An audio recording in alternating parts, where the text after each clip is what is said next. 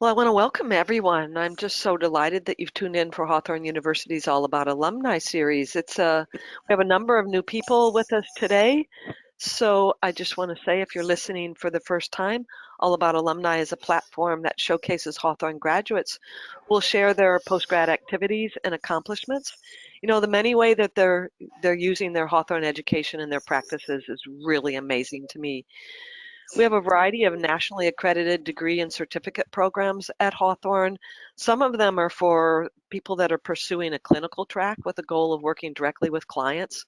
There's other programs that are dedicated for those that are seeking to primarily educate, like write books or develop courses, workshops, and programs, do public speaking, teach for schools, things like that. And then there's other programs for those who simply want to learn valuable, credible information in a conducive environment. The success of our students is really the testament to Hawthorn University's mission and principles to provide quality, affordable, holistic health and nutrition education. Regardless, we all love to learn more at Hawthorn, so we're really glad that you're here. I'm Paula Bartholomew. I'm one of the founders of Hawthorn, and it's such a privilege to speak with and feature our graduates. So let's get started with today. We're featuring Hawthorn's alum, Nishanga Bliss. She's going to share her experience of being between two worlds, her educational journey. While Nishanga will address her background and how she became drawn to holistic health and nutrition, both personally and professionally, she'll also discuss the challenges and the opportunities posed by public health crisis, economic downturns. She'll also speak to her educational journey, talking about her experience in Hawthorn's doctoral program, and then she'll dive deep into some of the amazing accomplishments and opportunities she's experiencing post-graduation. And while I have the pleasure of speaking with Nishanga, you have the opportunity to ask her questions directly too. So I don't want you to hold back. Simply post a question or a comment to the question panel, and I'll pose it to her in good timing. Also want you to know we're recording this and will be posted to our website. You can find it in archived webinars in just a few days.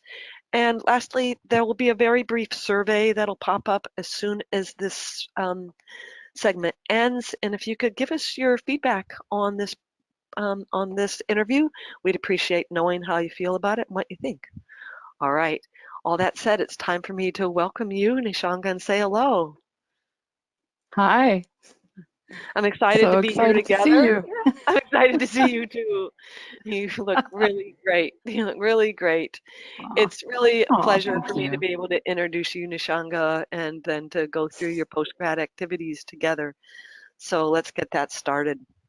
Nishanga Bliss is a holistic doctor and an educator who believes that personal and planetary health are interdependent. She teaches Chinese and integrative medicine at the Acupuncture and Integrative Medicine College in Berkeley, California, where she also practices in the community clinic, offering nutrition consults, herbal medicine, and acupuncture.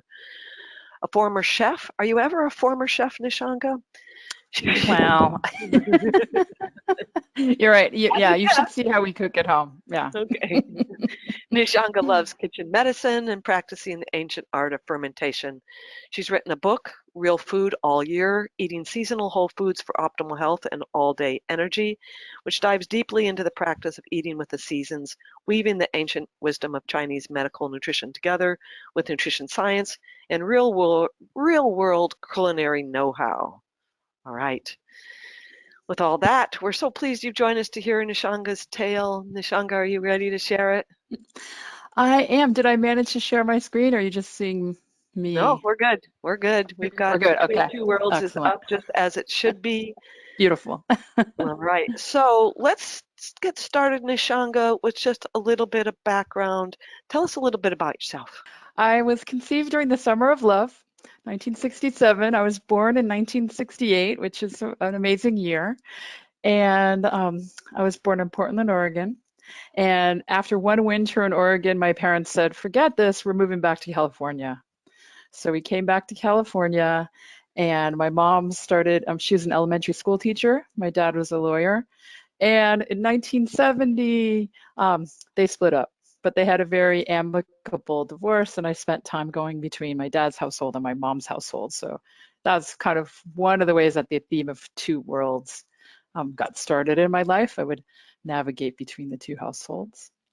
It can be challenging, to do two households, but it sounds, with the amicable nature of it, that it was filled with love and nurturing for you. So what about early influences? Who influenced your interest in food and nutrition so it's prevalent in your life? Well, not my mother. My mother. My mother had the book. Do you remember this book, Paul? It was called the I Hate to Cook book, No, I'm and it sorry, I was had a sort of lot of an books on anti-cookbook. No. It was really big in the early 70s. It was like almost an anti-cookbook. So my mom wasn't that into cooking. The person who really influenced me was my grandma. So you see me there with her on the left. My Lovely. grandmother grew up on a farm, and she was very attuned to the seasons. So she had an apple tree, she had blackberry vines, and we would always, pick the apples and make things out of apples all year. She would never let one go to waste. If it dropped off the tree, it's immediately going into applesauce. I remember traveling to the Central Valley to get Santa Rosa plums in the season to put up Mm, plum jam.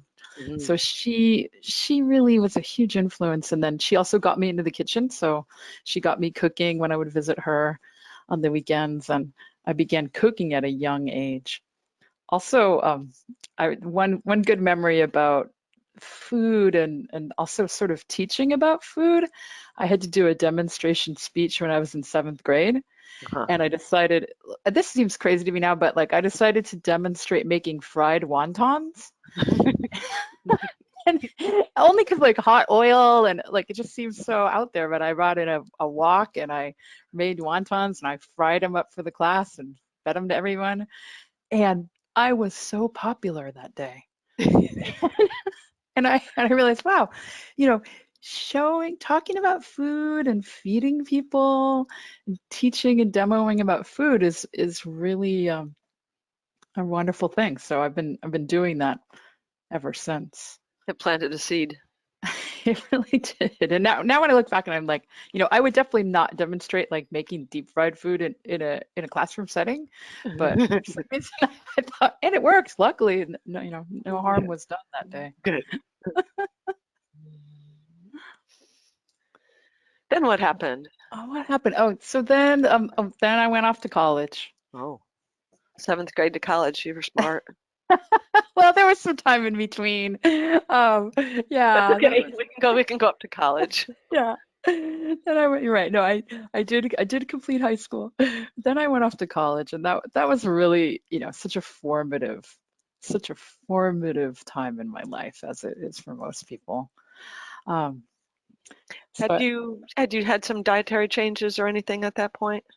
well, once I went off to college, and I had been um, I had been cooking for myself a lot, because as I said, my mom was not that much of a cook, so I had been already cooking a lot. But when I got to college, I started dating a vegetarian, and I became vegetarian. So I also read Diet for a Small Planet, Hmm. and that was super influential. So being vegetarian, I suddenly had to learn how to cook vegetarian food. So that was definitely like How long were you another vegetarian? culinary influence. Let's see, probably 1988 for about 15 years. Yeah, through the early 90s. Right. And So so I learned how to, I also cooked in a vegan restaurant. So I learned I'm an accomplished vegetarian and vegan cook, although now I cook in a more omnivorous style. right. Right. So you're off to college, UC Berkeley. What a time to be at UC Berkeley. Oh my goodness. Talk about that a little bit. What were you studying there? Yeah, that was amazing. So I was a double major in English and Peace and Conflict Studies, which was a nice compliment. So English is one of the largest majors at UC Berkeley, and Peace and Conflict Studies is a really small major. So that was a nice balance. I also was super involved in campus activism. So there was a lot going on, in Berkeley at the time. So there was the anti-apartheid movement, there was pro-choice activism. I was part of feminist and queer student groups. And also this was in the early days of the AIDS crisis. So I got really involved in eventually ACT UP East Bay. and was doing health education and AIDS activism. So that was kind of an organizing principle. So again, that was a pandemic, right? That was the AIDS pandemic. Maybe the term Right. wasn't as much on our lips then as it is now, but Right. growing up during that time, it definitely influenced, the way I thought about the world. It made me interested in health. I also was fascinated because the AIDS crisis really highlighted health inequalities, Mhm. and I was very aware of how different people were affected Sure. by the AIDS crisis and how it highlighted underserved communities. Mhm. So that was all very galvanizing for me. Bet. My plan after college was to get a doctorate in English, Uh-huh. um, but then I decided to take some time off, and I got a job at a women's health clinic. And that's where I really started developing my interest in health. Right. Right. So you also were interested in herbal medicine and Chinese medicine. How did that come about? Yeah, let's see. Um, what was the first thing? Well, with Chinese medicine, interestingly, like just growing up in the Bay Area, I had had some exposure to it. Mhm. And so it was kind of on my radar. I remember passing by Chinatown herb shops Mhm. and looking in there thinking, what is all that? Um, and I really wanted to learn about it. So just being in the Bay Area was already, it was kind of on my radar. I was interested in Asian cultures just from growing up in the Bay Area, Mm. but at this time after college, I got an opportunity to go traveling. Um, and there were many reasons for doing that. One was just, I was in my early 20s and I had a sense of adventure. I was also really kind of on a spiritual quest. Mm. Um, I had grown up in a very agnostic way, but I felt like there was more to life than I learned about in college. Mhm. And I was really drawn to meditation and yoga and kind of Eastern spiritual traditions and Mhm. also healing arts. So I got an opportunity. I kind of saved the money and um, sold things off and kind of liquidated my assets and went on this amazing trip.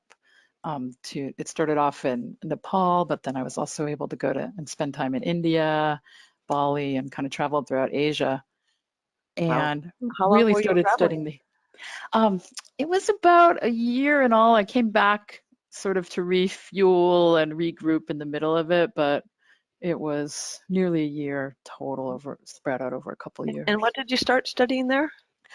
Well, a number of things, but the biggest influence was when I spent time in an ashram in India. Mhm. Um, and there, it was kind of like a university of meditation and kind of spiritual practices. So, and also started studying massage and Reiki. So I got my first Reiki initiation there, and I started studying body work, massage, and meditation. And then as being part of that community, there was an option to receive a spiritual name, and I decided to take that option, and that's where I got my name Nishanga. Mhm. So I left, I left the U.S. as Susan Carlton, and when I was in India, I received the name Nishanga, and I decided to keep that, and it's really a signifier of personal transformation that happened. Yes. When you were in Berkeley, there's so much diversity of culture there, and I'm just thinking of Chinatown and all the herb shops and everything. Was that an influence as well? Oh, absolutely. And I love life in the Bay Area is so wonderful in that way. We have such diverse cultures, but um, my mother actually had a short marriage to a Japanese man, like sort of after the divorce. And so I was exposed to Japanese culture, Japanese Hawaiian culture through him. And then, there was Chinatown, and many of my friends were Asian American, and I was exposed to their cultures. So kind of the groundwork for that was laid. But then when I got to go traveling, I really like saw the richness Hmm. of the cultures that I was traveling in, and I recognized like, oh, there's these whole other worlds and traditions that we have an inkling of here in the United States, but there's really so much more to it. And it started kind of igniting me the desire to delve into them more, to learn about them more. Hmm. Beautiful. Well, getting a name Nishanga, living in an ashram is a very different experience than what we have in the United States at that time. So what happened when you returned home with a new name? How did that feel and fit? Ah, interestingly, my family was very welcoming. I think they were happy I came back, frankly. Mhm, They were really happy to see me. And so they were very accepting of the name change, which was great. And I realized like I just really wanted to throw myself into studying kind of the healing arts and traditions that I'd been exposed to. So I came back and I did a few things. One is I went to massage school right away. So I wanted to study more massage, and I was able to study at a massage school in Berkeley. Two, I went and got a job at the Macrobiotic Grocery and Organic Cafe, and I started learning macrobiotic cooking, which again is based on the same theories of Chinese medicine, that I now teach. mhm, But it had been a method of nutrition and cooking that was developed in Japan, but kind of based on Chinese medical theory and then sort of elaborated in Japan. So I started learning macrobiotic cooking and developing my chef chops. And then I was also got a job doing massage therapy at the local YMCA, and I really just sort of threw myself into holistic health and nutrition mhm, as a career. Although I wasn't quite sure exactly what it was going to look like, but I started just kind of learning everything I could. mhm. What happened? How did you further your education in Chinese medicine? Well, then, so I'd gotten my bachelor's degree, and I went on this big adventure, and I came back and I was working, but I still really had the idea of going to grad school, right? Originally, I was going to get my PhD in English, although, I had realized like once I got out of academia that getting a doctorate in English would make me be unintelligible to most people. I Mhm, could really only talk to people who had a doctorate in English. So I kind of got off that track, but I still uh-huh, wanted to study more. And I did love academia. So I started looking around for how can I really study uh, the healing arts, but I didn't want to go to Western medical school. And I realized, oh, I can get a master's in traditional Chinese medicine. So I can study these theories I'm so interested in, but I mhm, can also get a degree, which mhm, would be useful in building my career. It would also be something that my parents and my family would be kind of happy with, right? So I would be going to grad school, I'd be actually getting a degree. And acupuncture, I was fascinated by acupuncture. I hadn't received that much acupuncture even by the time I went to enroll, but I was fascinated by it. And I also knew that I would be studying herbal medicine. Um, and I thought acupuncture is something people have heard of. So even though I had been studying massage and sort of more esoteric healing arts in Asia, people really didn't know what those were. And I mhm. thought if I get my degree in acupuncture, people will know, they will know something about what that is, and they will come to me, and then I can use kind of already was developing a repertoire of healing arts skills. But I thought acupuncture would be a great, I wanted more education, and that was kind of a way of organizing the Yeah, education. yeah. Do you have a slide for that? Oh yeah, here we go. Ta-da! Traditional Chinese medicine. Yeah, that's very revealing here. That takes you right into the practice. Right, exactly. So, it's herbal medicine. So you see the herbs on the left side, and we're studying acupuncture. So what was so great about that, it's a master's program that's very hands-on. You're learning how to perform acupuncture. You're learning how to prescribe herbs. Yeah, You have a clinical component, and you have a lot of academics. So it was very, very, very challenging and a very satisfying yeah. um, education. I can appreciate that. It's called a sort of a dual degree. We have that with our Master of Science in Holistic Nutrition program, where it's a master's program, but it's a combined clinical training program. So hence the 60 credits. But somebody Yes. walks out of that program with tremendous skill set and clout. I mean, that's such a great thing about Hawthorn, and we're getting to my time at Hawthorn, but that's just one thing that really attracted me is how rigorous the training is. It's preparatory. So what about challenges and opportunities that you've had since you've started your practice? Well, so I went to school, so 95 to 99. I graduated in 99 with my acupuncture license, and I was so lucky because I immediately got a job, which is kind of not that common in the field of Chinese medicine, especially at the time. There are not that many jobs. Most people are starting private practice. So I Uh-huh. did start at my private practice, but I also started working at the Immune Enhancement Project, Mhm. which is a community acupuncture clinic with a focus on HIV care. Wow. So I Mhm. had, you remember like in my days as an AIDS activist and my connection to the queer community, I was really interested in working with people with HIV. And here was this opportunity to treat them with Chinese medicine. And there was funding at the time from the federal government to give low-income people with HIV living in San Francisco free acupuncture and herbs. So it was a great chance to serve the community I was really interested in serving and also serve people who might not have access to this kind of care. Right. Um, so that was Beautiful. really lucky. I also started my private practice. I had a live work, and so I had a room there that I was started to see clients in, and I recruited clients from the cafe that I cooked in, the macrobiotic cafe, to receive acupuncture. So that was a nice weaving together of those interests. And then I was working at the Immune Enhancement Project for about 10 years. Mhm. And and one thing that was so cool, and part of why I came back to study more nutrition, Paula, was I learned from my clients there about the importance of nutrition. Uh-huh. So um, Right. they were the clients who were taking really good care of nutrition, who were gardening, who were making fermented foods, who were shopping at the farmers market. They were Mhm. doing so much better than those who weren't really focusing on nutrition. I see. So Yeah. I thought I need to study more nutrition and I need to also learn from my clients and then share what I learned from them with my other clients. So I started teaching workshops on making sauerkraut. This was in the sort of the beginning of the kombucha, the second, the first wave of kombucha. So people in the HIV community were sharing kombucha scobies, and I Mhm. learned about the value of fermented foods. And I thought, wow, nutrition, it's part of Chinese medicine, but I really wanted to study and learn it more.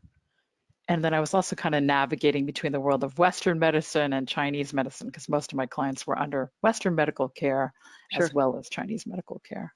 Beautiful focus, though. And I can see how your clients really drew you to pursue more about nutrition.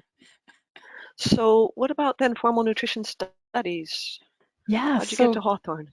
it was so, sometimes things that look unfortunate are actually fortunate. So what happened is I'd worked my way up kind of at the Immune Enhancement Project. I was the clinical director, and then I was the interim executive director, and then the funding. So the funding got cut, and the funding got cut again, and I ended up having to lay myself off Mhm. from that job. And Mhm. so I was kind of Mhm. Laid regrouping. yourself up. Right. I was regrouping during this 2008 recession, trying to figure out what to do next, actually collecting unemployment. And I thought, oh, well, this is a great time. I'm laid off. What a great time to do more school. So I started looking into nutrition education programs, and I'd been inspired to learn more Uh-huh. nutrition by the clients, but I thought, this is lost that job. I'm collecting unemployment. I'm regrouping, and I'm going to study more. And I want to I want to see what I can do next with my career. And I started looking around, and I discovered Hawthorn. It's a Ta-da! beautiful time, that you get yourself in a situation like that and say, there's an opportunity here for me, and I've been wanting a doctorate, and why not now? Right? Path got open. All right, so there's Hawthorne, sort of. So I found Hawthorn, and I was so impressed. I knew I wanted to study holistic nutrition, right? And there really weren't that many schools that really taught that. So I Right, looked around, but then I was so thrilled at the idea of getting a doctorate because I already had a master's. right, You right. know, I wanted to pursue that. So Hawthorne had a doctorate. That was a huge inspiration. Liz Lipsky was a huge inspiration. She was going to be teaching in the doctorate, and I'd already heard of her and read some of her books. So That was super exciting. And she was director of doctoral studies at Hawthorn at the time. Yeah, and she created the program, right? Or she had a Yes, big hand in creating it. big hand in creating it. Absolutely, yeah. So Yeah. that was super appealing. The ability to, so on the right hand side you see you see the laundry room where I got the degree. So the You're- ability to study from home was exciting. I had a young child at the time, and I wanted to be able to, not spend a lot of time commuting, and sure enough, distance learning made a lot of sense. It was also affordable, which is great because I was kind of in a little moment of regrouping my career. mhm, Yeah, yeah, yeah. And it was all online, so you didn't have to travel to it, right? I didn't have to travel. And so, at this time, I also started working where I currently teach at the Acupuncture and Integrative Medicine College, which is near my house. So Mhm. I had a I had a school community there, and I thought I don't need a whole other community and a whole other campus for my nutrition studies. I can get my social needs met at work. I want to just throw myself into this and connect with a whole other world of people in nutrition. And I already saw that, I can learn about more nutrition and share that within the world of Chinese medicine. And maybe I can share something about Chinese medicine in the world of nutrition. So even when I enrolled, I kind of had this idea of how I would be navigating between these two worlds a little bit. And Hawthorne, of course, was very amenable to that, right?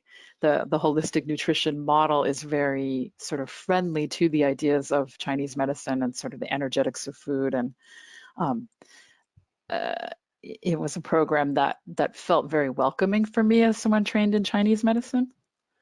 That was also a What were the factor. assignments like for you? Oh, they were wonderful. Like something I really liked about that is that um, you know, the assignments were always going to be things that would be helping further your practice or your career. Mhm. So I did assignments where I would be creating like client handouts. I remember one of my favorite assignments, I made a zine about probiotic bacteria. It was like from the point of view of the bacteria. And then I gave that zine out to clients, and everything, all the assignments were always able to be done in a way that would sort of further your career or your practice or your professional goals. So I never felt like I was doing kind of busy work or just doing the assignment just to complete it. It was always something that had a higher kind of connection to my career and potentially to my clients. It's a beautiful thing about the coursework is that it's designed to help you deepen your understanding of the material, but certainly to be able to apply it directly. So no busy work. Though you were very busy, it was all practically based and you know directed towards your career goals. I really love that. And the flexibility. So, that you had a certain amount of time to complete coursework. So if you're busy in life or work during that time, that'd be okay. You could do a little less work and then you could kind of step it up, when you had the opportunity. So that flexibility. And it turns out I really love distance learning. I wasn't, I thought it made a lot of sense, but then when I got involved in doing it, I was like, this model really works for me. And I was glad to learn the skills of distance learning because since then I've been able to share that information with others and, ended up creating some distance learning programs myself. But at the time of being in the program, I really learned to appreciate that so Mhm. much. Well, do you have tips for people that are starting to or considering distance learning or that are doing distance learning? Yeah, I mean, and we all have our own paths through that, right? But I did find like having the dedicated space was really important, however small, Hmm. and like I, I still just having like some space where you keep all your materials that you regularly go to. I didn't always study and work in that spot that you see there, but at least that was my sort of organizing principle of my studies was to be there. That was super important for me. Um, at, and figuring out how to budget time.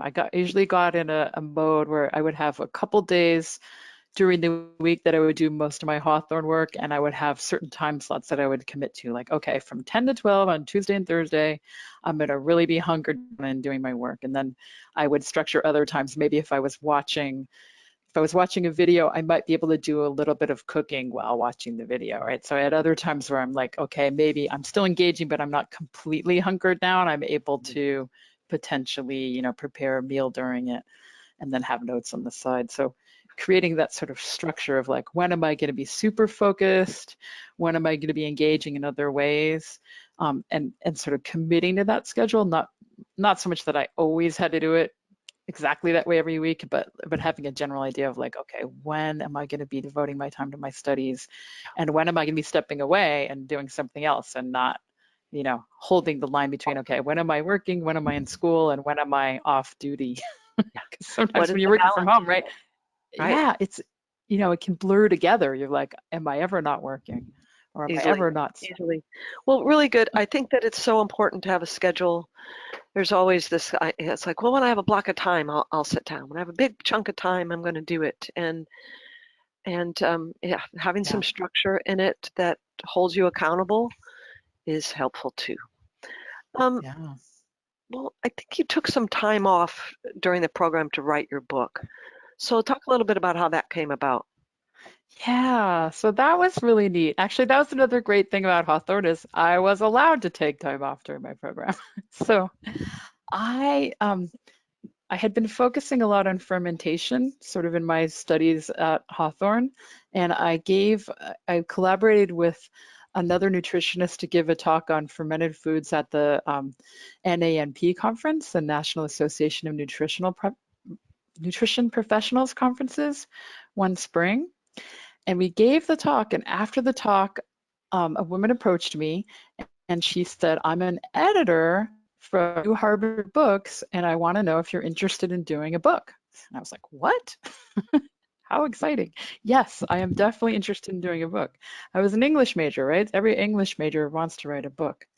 So um, that was Wendy Milstein, and she worked for a local press, New Harbinger Press, Uh-huh. and she really liked the talk, and she wanted me to do a book. And I said, well, here, this is my card, and why don't you check out my blog?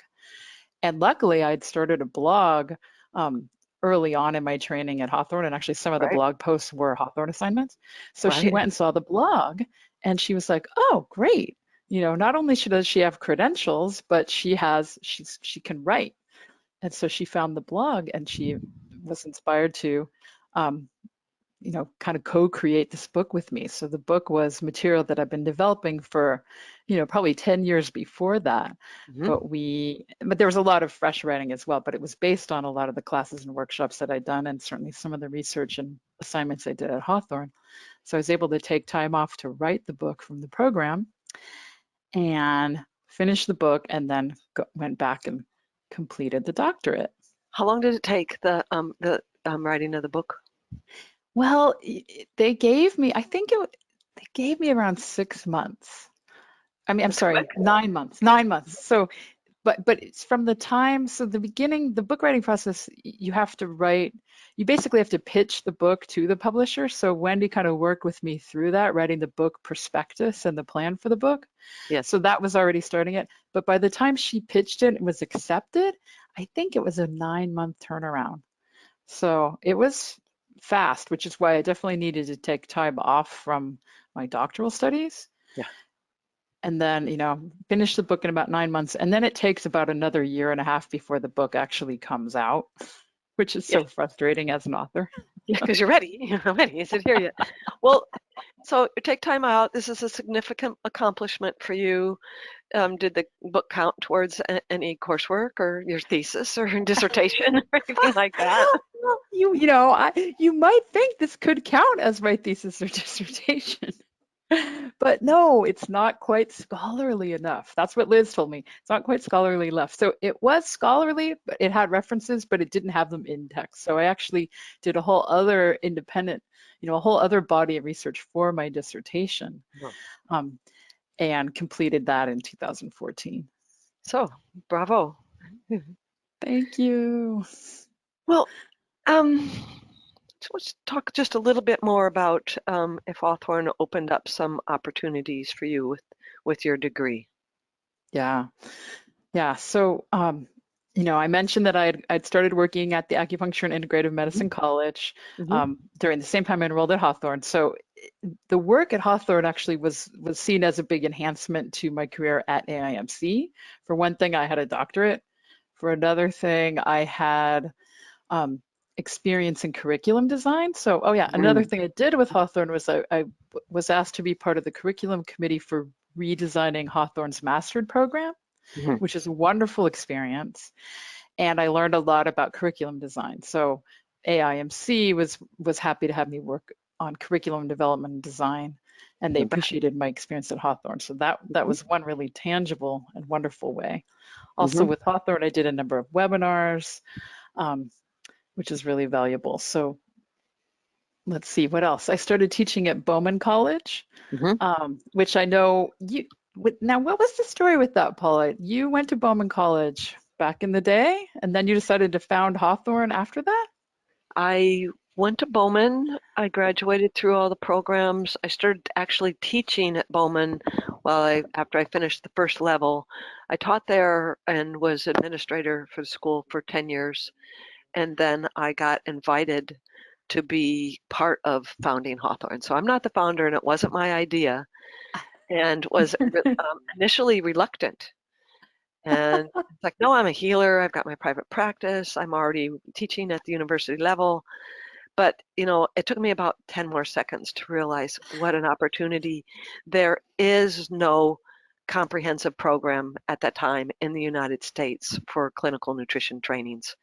And so what an opportunity to be able to develop and be participating in the evolving of Hawthorn and to what it is today. So it was quite an honor to be asked, quite the challenge to manifest. And so those were very humble beginnings. And so, of course, now we have education committees, and we have our advisory council and education director, and it's all very big. And we've grown, and yeah, so humble beginnings to where we are now. That is so, I never knew the exact story there, but I knew there was, you had a connection. Wow, that's so cool. So I live really near Bowman's Berkeley campus. So I started teaching there both in distance learning and classroom. And I took my distance learning skills on the road and started teaching. Actually, through Liz helped me get this connection and started teaching distance learning at the Maryland University of Integrative Health. So my experience with distance learning has really served me so well since then, aside from the actual material I learned, about the methods of learning and teaching that I learned at Hawthorn have been so valuable. Terrific. Well, what about your acupuncture and your integrative medical college? Let's talk a little bit more about that. Yeah, so that's what I spend most of my time doing now. So I teach here in Berkeley it's a School of Chinese Medicine. So I'm teaching master's and doctoral students in Chinese medicine. I mostly teach in the internal medicine department, so I actually get to weave a lot of nutrition and functional medicine and integrative medicine into it. I teach a number of classes, and it's funny because I decided I was teaching also at Bowman and Maryland, both distance learning, and then I was teaching at AMC. And last year, I decided to stop teaching at Bowman and Maryland and just devote myself to in-person teaching at AMC completely. As of last fall, well, we know what happened. So, but for the most part, mainly I'm a professor That of lasted for a while. Right. Professor. I love the title. Well deserved. And well, thank you. yeah. Oh, and I'm sorry, one more thing about that is our college developed a doctoral program. So I was part of the committee that developed our doctoral program. And of course, there are so many things I learned at Hawthorn about what a doctoral level of education is. Yes. That I applied to creating the doctoral, helping create the doctoral program at AIMC. So then I was in the funny position of teaching in and taking the doctorate at our college. So now I have 2 doctorates. Wow, amazing. Kind of Double fun. doctorate. Well, here we are at this time, as you said, you were all into distance ed, and then we're in the middle of a pandemic. So how has this current time and crisis affected your life and your career?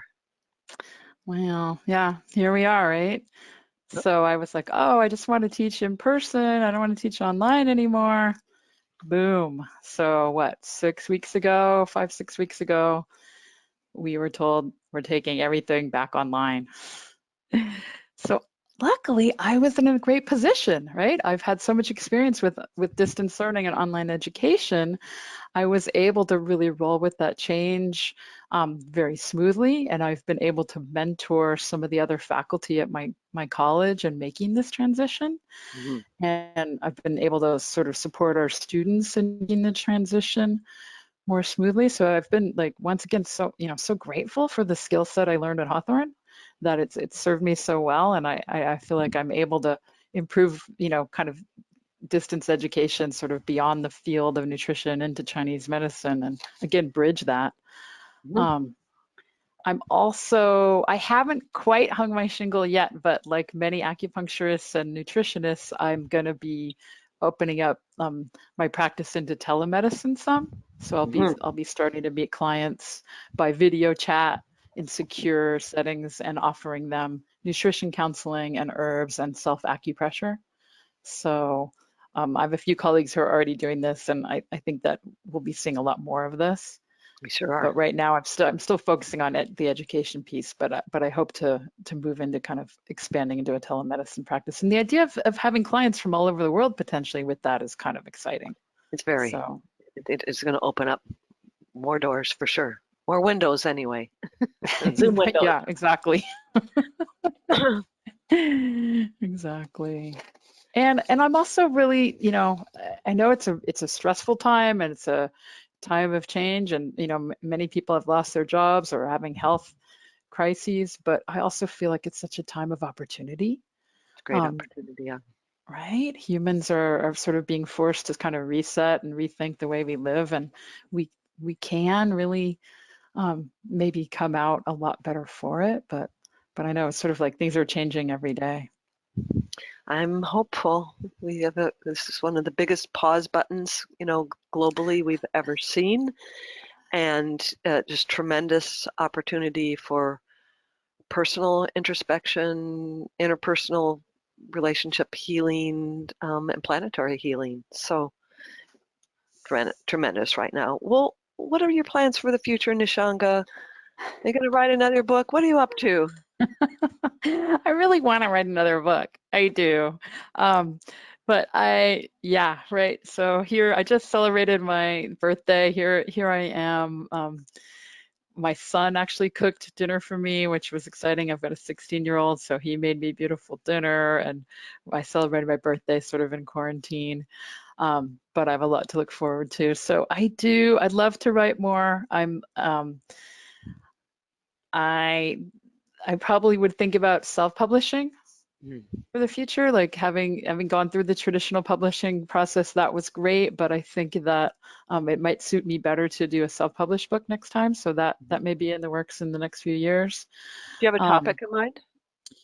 well, I want to continue. So my book was about seasonal eating, weaving together kind of modern research and the teachings of Chinese medicine. And really, there's a lot more to say on that subject. In fact, another idea I have is the book will be it's almost 10 years old. It'll in 2022, it'll be 10 years old, possibly even a second edition of that book, but where I really include this theme of climate change and the changes in the environment that are happening so rapidly, and really focus on how we can shift human diets to help adapt and balance climate change. So I may work with sort of similar themes, but kind of develop them. We will see. There's various ideas around. Um, I'm also want to develop my practice even more and really develop this idea of sustainable medicine. Mhm. So, and that's such a core value at Hawthorn, right? We think about the sustainability of food, and we think about food and the environment, and teach so much about environmental health.